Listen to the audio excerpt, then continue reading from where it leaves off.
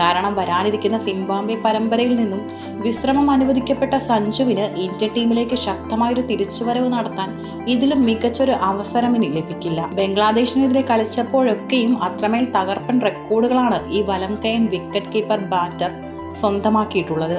സമീപകാലത്തെ ചില മോശം പ്രകടനങ്ങളുടെ പേരിൽ വിമർശകരുടെ വായടപ്പിക്കാനും തന്റെ പഴയ കരുത്തോടെ നീലക്കുപ്പായത്തിൽ മടങ്ങിയെത്താനും സഞ്ജുവിന് മുന്നിൽ തുറക്കപ്പെടുന്നത് ഒരു സുവർണ അവസരമാണ്.